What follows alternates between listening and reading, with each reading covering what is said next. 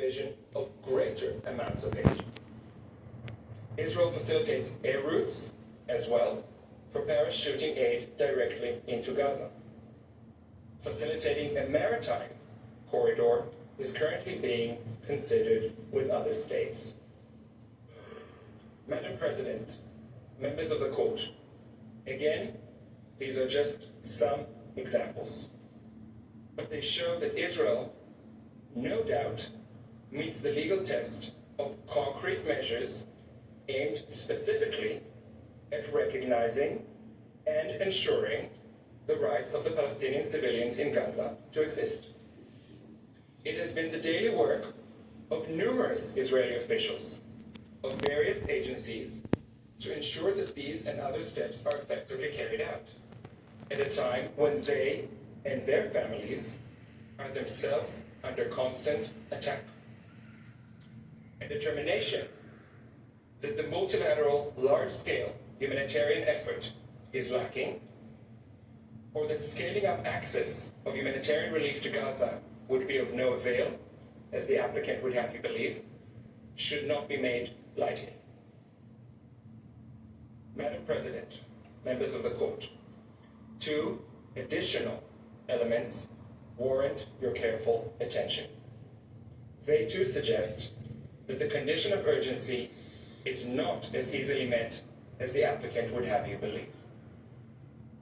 First, the scope and intensity of the hostilities has been decreasing. Israel's defense minister said last week that Israeli forces would be shifting from the intense maneuvering phase of the war toward, and I quote, different types of special operations. This statement, made in an interview to international media, is found at tab 16A of the volume submitted. This week, on 8 January, the spokesperson for the Israeli military confirmed that the Israeli campaign had already started a transition to fewer ground troops and fewer airstrikes. The war shifted a stage, he said. As you will see in tab 16B of the volume, he spoke of a new and less intense phase of fighting. He specifically mentioned that Israel will continue to reduce the number of troops in Gaza. 5 brigades, consisting of thousands of soldiers, have already been withdrawn from the territory. Second, the UN Security Council has only recently adopted a resolution for the specific purpose of alleviating the humanitarian situation. By Resolution 2720 of 22 December, which is found in tab 16C of the volume, the Council demanded the immediate and unconditional release of all hostages, as well as the delivery of humanitarian assistance at scale directly to the Palestinian civilian population throughout the Gaza Strip. More specifically still, the Council requested the Secretary General to appoint a senior coordinator in order to establish a UN mechanism for accelerating the provision of humanitarian relief consignments to Gaza. Contrary to what we heard yesterday, this resolution does not, and I quote, remain unimplemented, close quote. A senior coordinator has been appointed and indeed began her work. The Council remains actively seized of the matter. Israel, for its part, is already working with the senior coordinator, and it has just this week coordinated the entrance of a UN delegation into northern Gaza in order to evaluate the situation and map the needs for a future return of Palestinian civilians.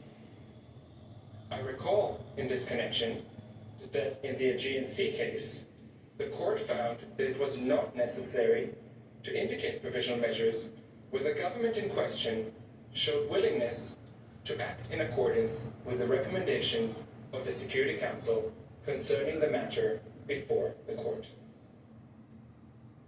All these recent developments indicate that the facts as they presently exist do not call for awarding interim relief. They also suggest that the difference between the present case and earlier cases that have come before you are very clear. Finally, the lack of urgency within the meaning of the court's case law is further demonstrated by assurances provided before you today by Israel's co-agents. They could not be clearer in stating that Israel remains bound at all times by its international legal obligations. Needless to say, this includes Israel's obligations as a state party to the Genocide Convention. The applicant will have this court say that it cannot take the word of a state. That would be not only unfortunate, it would also be contrary to the law on unilateral declarations of states. Unsurprisingly, your consistent case law suggests that assurances of the kind offered by Israel may well render the indication of provisional measures unnecessary. Madam President, members of the court, the conclusion is that the condition of irreparable prejudice and urgency cannot be met. It is Israel and its citizens who would risk irreparable harm if the request of South Africa were to be granted. Madam President, distinguished members of the court, that concludes my statement. I thank you for your kind attention, and I ask that you now invite Mr. Staker to the podium.